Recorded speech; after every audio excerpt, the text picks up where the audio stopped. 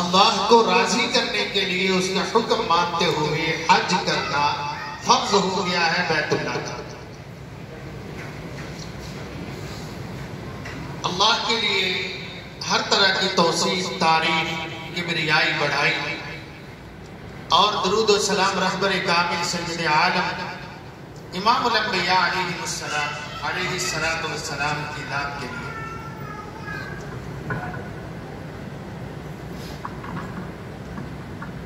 سامعین محترم، سب سے پہلے میں خراج تحسین پیش کرنا مناسب سمجھوں گا ہماری قیادت علماء مرکزی جمعیت اہل حدیث کے لیے، جن ذمہ داران نے اپنی ذمہ داری کو نبھاتے ہوئے آج کے اس بہترین پروگرام کا انعقاد کیا۔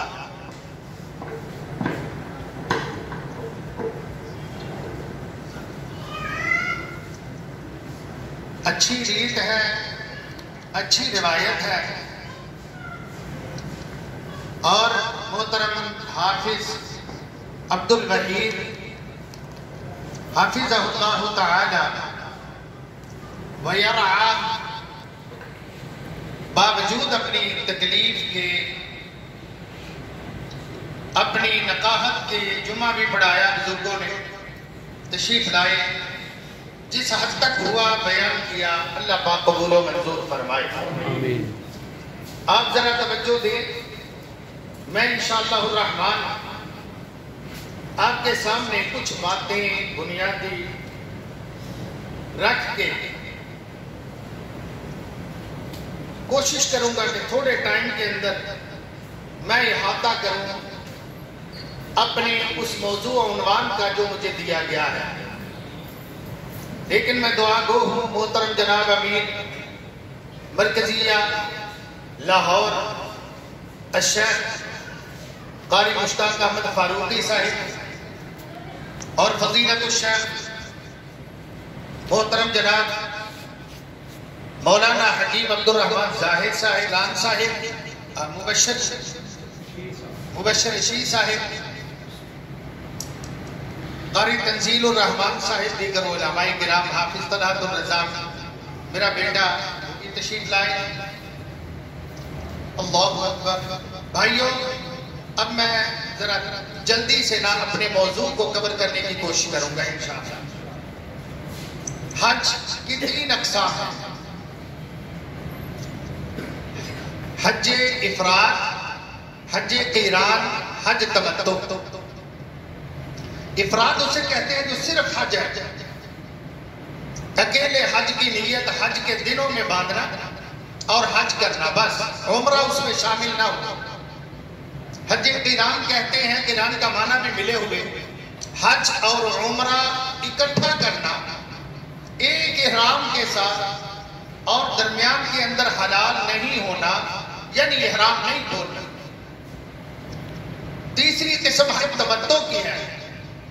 اکثر و بیشتر ہم لوگ حاجی آج کل یہی کرتے ہیں، اور رسول اللہ صلی اللہ علیہ وسلم نے اس کو پسند فرمایا ہے۔ یہ حج ہے کہ انسان احرام باندھتا ہے حج کا، عمرے کا، یہاں سے ہی احرام باندھ کے جاتا ہے، کیونکہ ہمارا میقات جو ہے یلملم، وہ اتنا عیا نہیں۔ آج کل کے دور میں پیدل سفر ہوتا تھا، سواریوں پر ہوتا تھا، تو پھر پتہ چلتا تھا جہازوں کا سفر ہے، پتہ نہیں چلتا کہاں پھر رہے ہیں، کہاں پہنچ گئے ہیں، کہاں تک پہنچنے والے ہیں۔ تو ایئرپورٹ سے ہی احرام باندھ دیا جاتا ہے، اور نیت حج تمتع کی ہوتی ہے کہ جاتے ہوئے پہلے سب سے عمرہ کریں گے، اور عمرے کے بعد حلال ہو جائیں گے، احرام کھول دیں گے۔ پھر 8 تاریخ کو حج کا موقع ہوگا تو ہم احرام دوبارہ باندھیں گے۔ تو یہاں سے احرام باندھ دیا جاتا ہے۔ احرام کیوں ہے، میں حضرات کے سامنے تھوڑا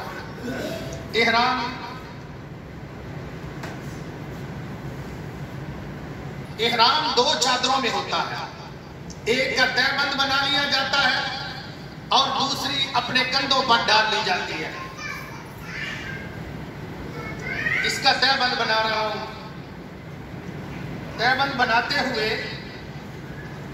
یوں بھی جیسے ہم دیسی گاؤں میں دیہاتوں میں یا شہر میں باندھتے ہیں یہ کیفیت بھی ہو سکتی ہے.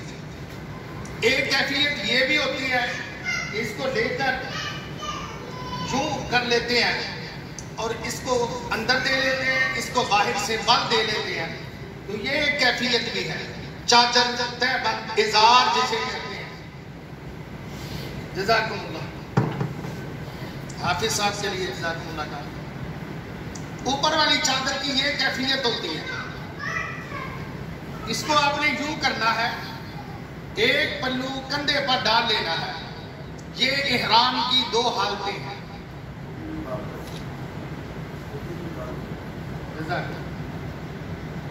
ٹوپی بھی کہتے ہیں اتار دو, باقی حاجی ننگے سر رہتے ہیں.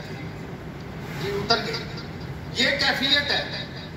آپ اس کے لیے کمر کے لیے بیلٹ آتی ہے وہ اس کو لگا سکتے ہیں اجازت. اس کے ساتھ ایک پیکٹ بھی بنی ہوتی ہے جیب سے, وہ بیلٹ اس کو کہتے ہیں. کمر کو لگا کے اس کے اندر ضروری کاغذات یا نقدی آپ رکھ سکتے ہیں, اس کی اجازت ہے. دیگر سلے کپڑے پہننے کی اجازت نہیں ہے. جوتی بھی آپ کی ایسی ہونی چاہیے خاص طور جس سے آپ کی ایڑی ٹخنے سے نیچے کا حصہ ننگا ہو. ہوائی چپل ٹائپ یا تو سینڈل ایسے ہو جس کو چپل ہم بولتے ہیں تو وہ بھی ٹھیک ہے. عورتوں کے لیے احرام کوئی خاص نہیں ہے. عورتیں سلے کپڑوں میں جا سکتی ہیں. عام لباس کلر لباس رنگ دار کوئی حرج کی بات نہیں ہے. عورتیں اپنا سر البتہ ننگا رکھیں گی, ڈھانپ کے رکھیں گی, مرد حضرات کے الٹ. باقی ایک اس کے اندر استباح ہے. جب آپ نے جانا ہے نا بیت اللہ شریف میں نبی اکرم صلی اللہ علیہ وسلم داخل ہوئے, سب سے پہلے آپ حجر اسود پر گئے. نفل نہیں پہلے پڑے. جو آپ کا حج ہے, آپ کا جو طریقہ تھا عمرہ حج کا, آپ نے حج قران کیا ہے. حج قران کرنے والے درمیان میں حلال نہیں ہوتے عمرہ کر. اور ان کے لیے یہ بھی ہوتا ہے کہ وہ قربانی اکثر ساتھ لے کر جاتے ہیں. نبی اکرم صلی اللہ علیہ وسلم نے اصحابہ میں اعلان کر دیا تھا جو قربانی نہیں لے کر آیا وہ اپنے حج کو حج تمتع کی صورت دے دے, یعنی عمرہ کر کے حلال ہو جائے. ہر چیز اس کے لیے حلال ہو جاتی ہے. میاں بیوی کے معاملات بھی جائز ہو جاتے ہیں, دیگر بھی ہو جاتا ہے. بعض صحابہ نے تامل کیا, تھوڑا تردد کیا اس حکم کو ماننے میں, تو رسول اللہ صلی اللہ علیہ وسلم نے فرمایا تھا جب لو استقبلت منکم امری ما استدبرت ما سقت الہدیہ, اگر میرے ساتھ قربانی نہ ہوتی تو میں بھی اللہ جانتا ہے حج تمتع ہی کرتا, قربانی کاش میں نہ لاتا. مجھے اس معاملے کا پتہ چلتا جو صورت آپ کی ہو رہی ہے تو میں قربانی لے کر, آپ قربانی لے کر آئے تھے اس لیے آپ حلال نہیں ہوئے. پتہ چلا کہ جس کے ساتھ قربانی ہے یا حج قران کرنے والا ہے وہ درمیان میں حلال نہیں ہو. آپ آگے بیت اللہ شریف میں احرام باندھ کر داخل ہونا ہے بیت اللہ شریف میں, تو آپ کی کیفیت یہ ہوگی, یہ کندھا ننگا, دایاں کندھا ننگا, اس کی بغل کے نیچے سے آپ نے احرام کی چادر لانی ہے اور یوں اپنے بائیں کندھے پر ڈال لینی ہے. یہ کیفیت ہے. اور احرام باندھتے ہی آپ نے لبیک پکارنا ہے, اور لبیک پکارنا زور سے, آواز زوردار سے, لبیک اللہم لبیک لبیک لا شریک لک لبیک ان الحمد والنعمت لک والملک لا شریک لک. جس کا ترجمہ بھی بڑا اعلیٰ ہے. یہ توحید کا ترانہ بھی ہے, توحید کا اعلان بھی ہے, للکارہ بھی ہے توحید کا. اے اللہ میں حاضر لبیک اللہم لبیک, اللہ میں حاضر, اللہ میں حاضر, لبیک اللہم لبیک لا شریک لک لبیک, تیرا کوئی شریک نہیں ہے, کسی کے لیے تیرے سوا یوں لبیک نہیں ہوگی. اب ہوتا ہے لبیک یا رسول اللہ, لبیک یا حسین. آپ کو پوسٹر لگے ہوئے وقت آنے پر, موسم آنے پر آپ کو کھمبوں پر, تولوں پر بھی نظر آتے ہیں, خون گر رہا ہے لبیک یا حسین. یہ سارے کا سارا اللہ کے ساتھ دغا ہے.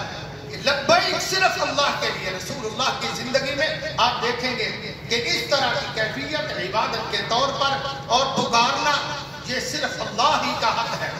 اور رسول اللہ کا درس یہی ہے. اللہ عمل کی توفیق دے. توحید ہے, توحید. ان الحمد, اس کے ساتھ ہے ان الحمد والنعمت لک والملک. اللہ تعریف بھی تیری, سب نعمتیں سب احسانات تیرے, بادشاہ بھی تو, لا شریک لک, تیرا کوئی شریک نہیں ہے. بار بار یہ اعلان. تو اس کو کہتے ہیں تلبیہ. یہ تلبیہ بھی ہم نے یاد رکھنا ہے, کر لینا ہے اگر کوئی پتہ نہیں. اس کو کہتے ہیں کندھا ننگا رکھنے کو اصطباع. اصطباع.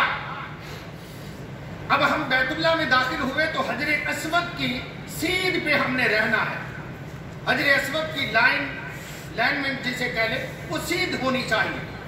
وہاں کوشش کر کے اگر آپ کو بوسہ لینے کی توفیق مل جائے حجر اسود کی تو پہنچ جائیں, بوسہ لے لیں.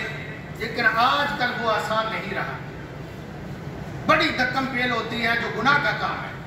دکم پیل نہیں کرنی چاہیے, کسی کو گرانا نہیں چاہیے, کسی کو اچھالنا نہیں چاہیے.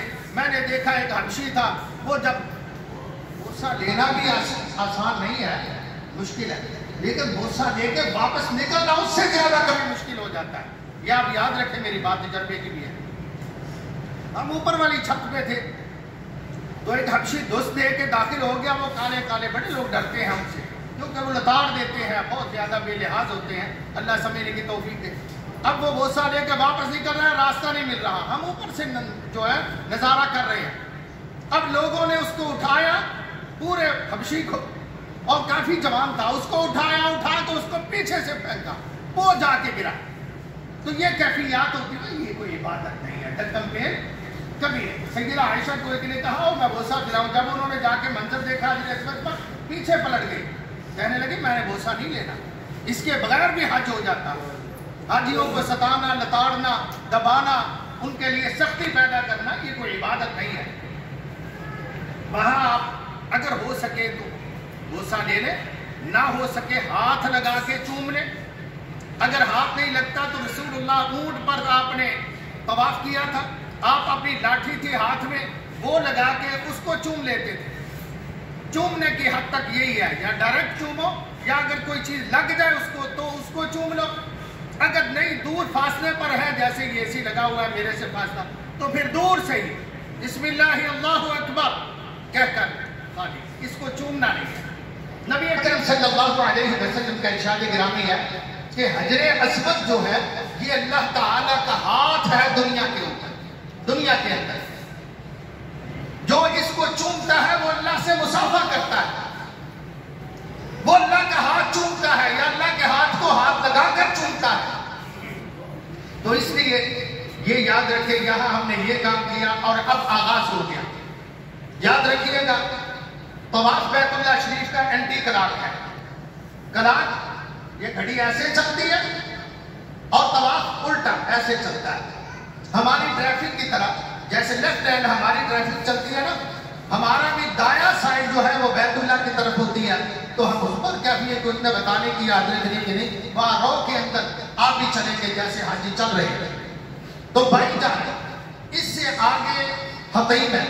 حطیم ایک دیوار ہے چھوٹی سی, اور بیت اللہ کا صحن تصور کر لیں, وہ صحن بیت اللہ ہے, اس کے اوپر سے آنا ہے. پہلے بیت اللہ کے اندر حطیم شامل تھا, مگر مکے والوں نے گرا کے نیا بنانا چاہا, تو انہوں نے ایک شرط لگائی کہ حلال کا پیسہ اللہ کے گھر پہ لگانا ہے, بھائی حرام آنا نہیں دینا. چنانچہ حلال انہوں نے بڑی کوشش کی تو اتنا پیسہ جمع نہ ہو سکا کہ وہ بیت اللہ شریف پورا بنا سکے, تو آخر تک چھت ڈال سکے. تو انہوں نے پھر کہا نہیں پیسے تھوڑے ہیں, یہ لینٹر چھت پوری نہیں ڈال سکتی, تم اتنا رکھ دو, اوپر دیوار نشان سے ہی کر دو تاکہ حاجی آنے والے دور سے نہ اوپر سے چکر لگائیں, اس کے اندر سے نہ لگائیں. البتہ اس کے دونوں طرف راستے گلاسا رکھے ہوئے ہیں گزرنے کے لیے حتیم کے اندر سے. یاد رکھو بیت اللہ شریف حتیم کا حصہ ہے. سیدہ عائشہ نے ایک دفعہ رسول اللہ صلی اللہ علیہ وسلم سے عرض کیا میرا دل چاہتا ہے میں بیت اللہ شریف کے اندر نفل پڑھوں. آپ نے ہاتھ پکڑا, حتیم میں لا کے کھڑا کر دیا, فرمایا یہاں پڑھتے یہ بیت اللہ کا اندرونی حصہ ہی ہے, تیری قوم کے پاس حلال کا پیسہ تھوڑا تھا, جس بنا پر وہ اس کو کور نہیں کر سکتے. یہ حتیم کا اندر. اور ہمارے استاد مولانا عبدالرشید صاحب حافظ اللہ فرمایا کرتے ہیں بادشاہوں کے لیے تو بیت اللہ کبھی کبھی کھلتا ہے، غریبوں کے لیے بیت اللہ ہمیشہ کھلا ہوا ہے. سبحان یعنی اللہ. وہ حتیم کا حصہ جو ہے وہ بیت اللہ کا اندرونی حصہ ہے. وہاں نفل پڑتا ہے تو سمجھو بیت اللہ کے اندر پڑتا ہے.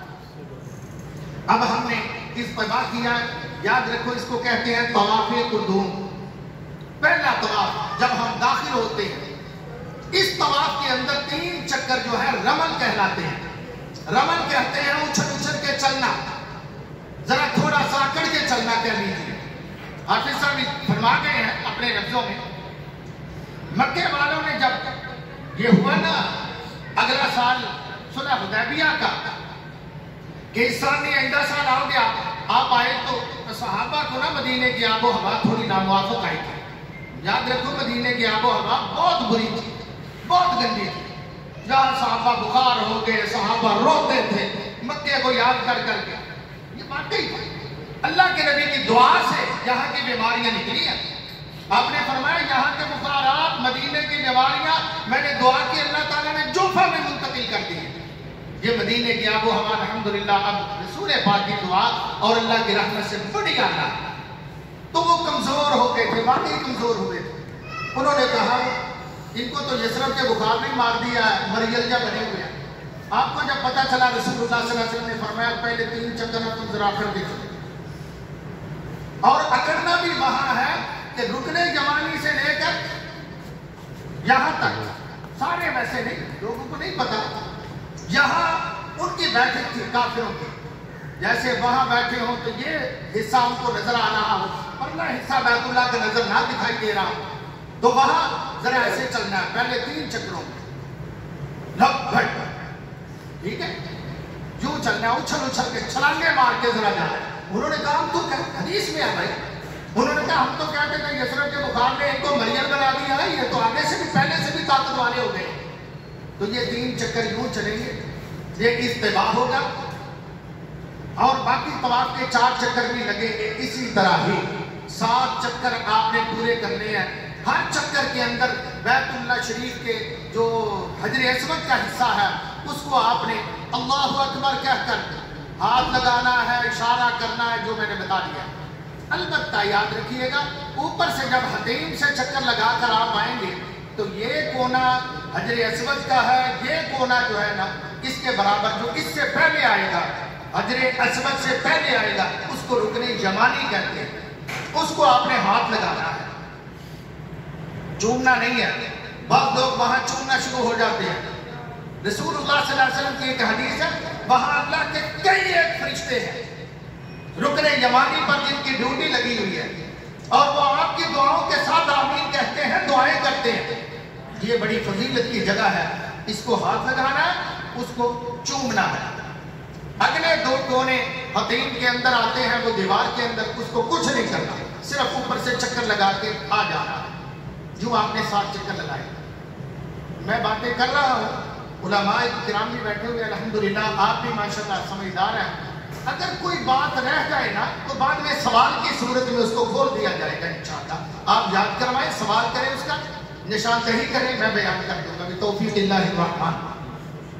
7 چکر ہو گئے. اب ہم نے یہ کرنا ہے، یہ میں عمرہ ہی سمجھے کہہ رہا ہوں، عمرہ. اب مقام ابراہیم پہ جانا ہے، 2 نفل پڑھنے ہیں. جیسے حافظ صاحب فرما گئے وَاتَّخِذُوا مِن مَقَامِ إِبْرَاهِيمَ مُصَلًّى. وہ جو پڑھنے ہیں، جو ہونا ہے کہ بیت اللہ شریف اور نفل پڑھنے والے کے درمیان میں مقام ابراہیم ہو. مقام ابراہیم ایک ایسا ہے کہ جیسے ایک بڑا خوبصورت شیشے کا فریم بنا ہوا ہے جس کے اندر ایک پتھر ہے. اس پر سیدنا ابراہیم علیہ السلام کھڑے ہوئے تھے اور اس پتھر کے اندر آپ کے قدموں کے نشان گہرے بنے ہوئے. یہ اللہ کی رحمت سے ان کی یاد ہے. اس کو درمیان میں رکھ کے بیت اللہ کے اور نمازی کے درمیان میں مقام پوری. اور حافظ صاحب فرما بھی گئے، میں بھی دہرا دوں کہ مقام ابراہیم اور جو ہے رکن یمانی، اس کے درمیان میں ربنا آتنا فی الدنیا حسنہ کثرت سے پڑھی ہے رسول اللہ صلی اللہ علیہ وسلم نے، آپ کو فائدہ ہوگا. یہ یاد رکھنا. باقی دعائیں بھی آپ پڑھ سکتے ہیں. اب وہاں دعائیں مانگی، نفل پڑھ کے فارغ ہوئے، اٹھے. اب آپ نے صفا مروہ کی طرف جانا ہے. مگر اس سے پہلے رسول اللہ صلی اللہ علیہ وسلم جیسے حافظ صاحب نے بھی فرمایا، واپس جاتے ہوئے نا پھر سبحان اللہ بائے بائے جیسے ہوتا ہے نا، حجر اسود کو پھر آپ نے سلام کرنا ہے، پھر آپ نے اشارہ کرنا ہے اسی طرح جیسے پہلے. چوما جائے تو سبحان اللہ، نہ بوسہ دینے کا موقع ہو ہاتھ لگ جائے، یا ویسے دور سے اشارہ کر کے بسم اللہ اللہ اکبر. اب الوداعی سلام ہو رہا ہے تو صفا مروہ کی طرف جانا ہے. رسول اللہ صلی اللہ علیہ وسلم نے فرمایا ابدأ بما بدأ اللہ بہ، میں بھی اسی سے شروع کرتا ہوں جو رسول اللہ نے شروع کیا، اللہ سبحانہ و تعالی نے شروع کیا. یعنی ان الصفا والمروہ، صفا کا پہلے ہے لہذا صفا سے شروع کیا. اب پہاڑی تقریباً برابر ہے، شیشے کی قندیل کے اندر انہوں نے اس کو بند کر دیا. وہ بڑی خوبصورت منظر دکھائی دیتی ہے. وہاں آپ نے جانا ہے. وہاں سے سعی کرنے سے پہلے بیت اللہ کی طرف پلٹنا ہے. بیت اللہ کی طرف منہ کر کے آپ نے دعائیں پڑھنی ہے. لا الہ الا اللہ وحدہ لا شریک لہ لہ الملک ولہ الحمد وہو علی کل شیء قدیر. اسی طرح پھر آپ صلی اللہ علیہ وسلم نے پڑھا لا الہ الا اللہ انجز وعدہ ونصر عبدہ وہزم الاحزاب وحدہ. یہ آپ نے دعائیں پڑھی. اس کے بعد من کی مرادیں اللہ سے ہاتھ اٹھا کے مانگی.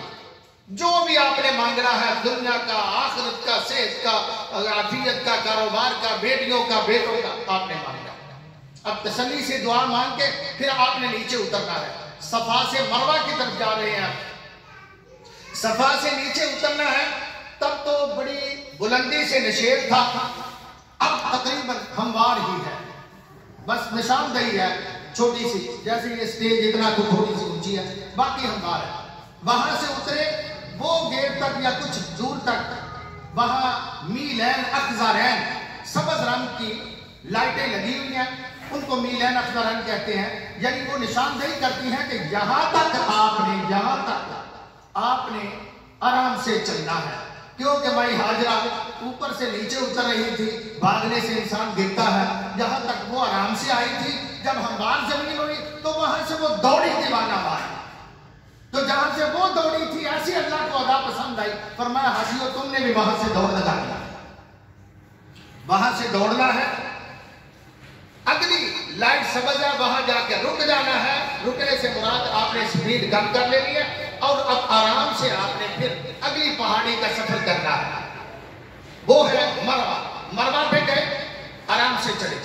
پھر بیت اللہ کی طرف منہ کیا اور لمبی دعائیں کی. اللہ کی تعریف توصیف بہت ساری کی، دعائیں کی.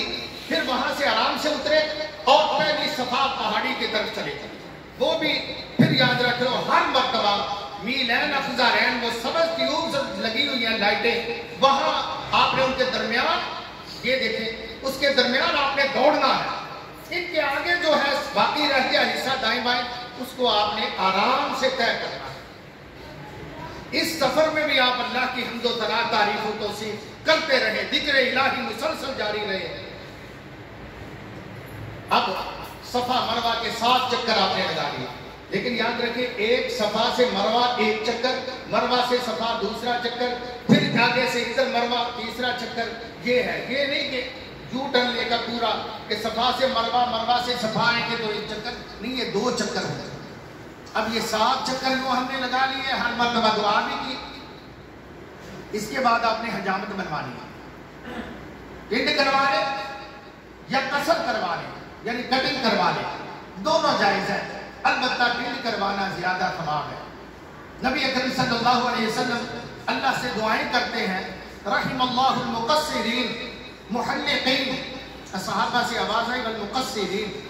آپ نے پھر فرمایا رحم اللہ المحلقین، پنڈ کرانے والوں پر اللہ رحمت کرے. صحابہ سے پھر آواز آئی تو بڑے حریص تھے کہ سبھی شامل ہو جائیں دعا میں. یا رسول اللہ کٹنگ کرانے والوں کے لیے 3 مرتبہ آپ نے دعا کی، تیسری مرتبہ آپ نے کٹنگ کرانے والوں کے لیے کی. 3 مرتبہ حلق یعنی پنڈ کروانا یہ دعا ہے، اور 1 مرتبہ دعا رسول اللہ کی کٹنگ کروانے والوں کے لیے. اب آپ نے کٹنگ کروائی تو عمرہ مکمل ہو گیا، عمرہ مکمل ہو گیا. ہم اب یہ کپڑے یہ احرام اتار دیں گے اور سلے ہوئے کپڑے آپ پہن لیں گے، جا کے نہائیں گے، یہ عمرہ ہو گیا۔ ایک بات میں یہی کہہ دوں، ایک بات میں یہی بیان کر دوں، حج کی کتنی قسمیں تھیں؟ تین۔ کون کون سی؟ افراد، قران، تمتع۔ تین۔ افراد علیحدہ ہے، ہو گیا، مگر جو افراد میں تو عمرہ ہوتا ہی نہیں، یعنی انسان کرتا ہی نہیں۔ قران جو ہے نا، قران یعنی اکٹھا ایک احرام سے، اس کے لیے کچھ اضافی چیزیں میرے سے سن لیں۔ اس نے یہ عمرہ کر کے حلق یا قصر نہیں کروایا، وہ بالوں کو نہیں چھیڑے گا، عمرہ کر کے نہ احرام کھولے گا، نہ ڈنڈ کرائے گا، نہ بال کٹوائے گا، یہ قران میں نہیں ہے۔ اسی طرح ایک ساتھ چلتے ہوئے اور بھی بات کہہ دو کہ بھائیوں، احرام قربانی حج قران اور حج تمتع دونوں کے لیے لازم ہے، دونوں کے لیے قربانی لازم ہے۔ قرآن کہتا ہے فمن تمتع بالعمرۃ الی الحج فما استیسر من الہدی، قربانی لازم ہے۔ اگر قربانی وہ نہیں لا سکا یا نہیں اس کے پاس توفیق، فمن لم یستطع، طاقت نہیں ہے، تو اس کو 10 روزے رکھنے ہوں گے، 3 حج کے اندر روزے رکھنے ہیں، 8 کا رکھ لے، 9 کا رکھ لے، 3 حج کے اندر رکھنے ہیں، اور 10 کے بعد بھی دن ہے، 11 12 13 یہ حج کے دن ہے، ان میں بھی روزے رکھ سکتے ہو۔ 3 روزے آپ نے جو قربانی نہیں لا سکا نا، اس نے حج کے اندر رکھنے ہیں، اور 7 روزے پاکستان آ کے اپنے گھر میں رکھنے ہیں، یہ خارجیوں کے لیے۔ یہ بھی بات عرض کر دوں کہ حج تمتع اور حج قران خارجیوں کے لیے ہے، یعنی جو باہر سے آنے والے ہیں مکہ میں، مکہ کے رہنے والے حج تمتع بھی نہیں کر سکتے، حج قران بھی نہیں کر سکتے، ان کو اجازت نہیں ہے۔ قرآن کہتا ہے ذَلِكَ لِمَن لَّمْ يَكُنْ أَهْلُهُ حَاضِرِ الْمَسْجِدِ الْحَرَامِ، یہ ان کے لیے ہے جو مسجد حرام کے اندر نہیں رہتے، یعنی مکہ شریف اور بیت اللہ کے گرد و نواح کے باسی نہیں ہے۔ اب یہ ہمارا عمرہ مکمل ہو گیا الحمدللہ۔ اب ہم حج کی طرف چلتے ہیں۔ اگر متمتع ہے یا افراد والا ہے تو وہ 8 ذو الحجہ کو احرام دوبارہ باندھے گا۔ حج کے 3 مہینے ہیں، شوال، ذو القعدہ اور ذو الحجہ کے پہلے 10 دن، یہ حج کی نیت کی جا سکتی ہے، حج کا سفر کیا جا سکتا ہے ان میں 3 ان مہینوں کے اندر، یا 2.5 مہینے کے اندر۔ اب حج کی تیاری ہے، 8 تاریخ ہوگی ذو الحجہ، متمتع نے دوبارہ احرام باندھنا ہے، اسی طرح جیسے پہلے آپ جان چکے ہیں۔ لیکن یہ بات یاد رکھ لیں، استوا جو ہے وہ صرف پہلے طواف میں ہے، قدوم میں نہیں ہے۔ حافظ صاحب فرما رہے تھے سارے چکروں میں نے تو اللہ جانتا وہاں دیکھا ہے کہ لوگ نماز پڑھ رہے ہیں، ان کا بھی موڈا ننگا ہے، استوا کیے ہوئے ہیں، حالانکہ یہ حدیث کے سراسر خلاف ہے۔ آپ علیہ الصلوۃ والسلام نے فرمایا اللہ اس بندے کی نماز قبول نہیں کرتا جس کے کندھوں پر کوئی کپڑا شکڑا کوئی چیز نہ ہو۔ تو اس لیے استوا صرف پہلے طواف میں ہے، اور بس دوبارہ آپ نے موٹا ننگا نہیں کرنا، یہ کندھا ڈھانپ کے رکھنا ہے۔ 8 تاریخ کو آپ نے کر لیا الحمدللہ ارادہ، اور ظہر کی نماز سے پہلے آپ اپنے ہوٹل وغیرہ سے گھر سے آپ نے مینا پہنچنا ہے۔ مینا قریباً 12 کلومیٹر ہے بیت اللہ شریف سے، وہاں آپ نے 5 نمازیں پڑھنی ہیں، اللہ کا ذکر مسلسل کرتے رہنا، راستے میں، رات میں، دن میں، تنہائیوں میں دعا کریں۔ میں نے دیکھا مینا کے اندر خیموں کے اندر لوگوں کو جگہ ملتی ہے، اور یقین جانے کی اتنی جگہ ہوتی ہے 1.5 فٹ، اور لوگ کروٹ لیتے ہیں، ایک دوسرے کے اوپر چڑھ جاتے ہیں، ٹانگ چڑھ جاتی ہے، یہ بڑی تھوڑی جگہ ملتی ہے، اور گپیں دنیا کی فضول مارتے ہوئے مجھے تو نفرت ہوئی۔ میں اپنے دوستوں کو فیملی کو لے کے باہر آ گیا، ہم نے چٹائی بچھا کے رج کے دعا کی تھی اللہ جانے۔ یہ کیا کر رہے ہیں؟ چگلیاں، غیبتیں، عوریاں، بہنتیاں، برانیاں، پاکستان کی باتیں ہو رہی ہیں، اب اللہ کی باتیں کرو جناب۔ آپ نے ظہر کی نماز مینا میں پڑھنی ہے 8 تاریخ، عشاء اور فجر 5 نمازیں آپ نے مینا میں پڑھی. اب 8 تاریخ سے ہو گئی 9 تاریخ کی، جس کو یوم عرفہ بھی کہتے ہیں. سورج کے طلوع ہونے کے بعد نماز فجر سے لے کر آپ اللہ کا ذکر کریں، وہاں باہر کھلے آسمان پر نکل کر اللہ کا ذکر کریں، کیونکہ خیموں کے اندر کوئی حال نہیں ہوتا. اللہ کا ذکر کثرت سے کریں.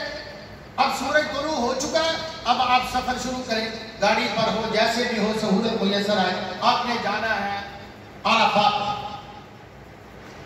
عرفات کے اندر مسجد نمرہ بھی ہے، جس کو آدم کہتے ہیں، مسجد آدم، مسجد فلان، اس کے کئی ایک نام ہے. مشہور یہ ہے نمرہ مسجد. یاد رکھ لو، یاد رکھ لو، حج لو. اس کا کچھ حصہ حرم کے اندر ہے اور اس مسجد کا کچھ حصہ حرم سے باہر ہے. آپ وہاں سے پتہ لے لینا کہ حرم کے اندر اندر رہنا ہے، اس کونے میں نہیں جا کے بسیرا کرنا جو حرم سے باہر ہے. پورے کا پورا حج حرم کے اندر اندر ہی ہے. یہاں تو ہم بہت زیادہ دعائیں کرتے ہیں اور جناب آنسو بہاتے ہیں نا مدینہ کے. یاد یہ بھی رکھ لو کہ مدینہ حج کا کوئی رکن مدینے میں نہیں ہے، کوئی بھی حج کا حصہ مدینے میں نہیں ہے.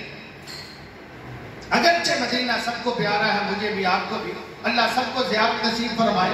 ہم مسجد نبوی کا ارادہ کر کے وہاں جائیں اور وہاں رسول اللہ صلی اللہ علیہ وسلم کی قبر مبارک، دیگر صحابہ، وہاں دعائیں کریں، جنت البقیع میں جائیں.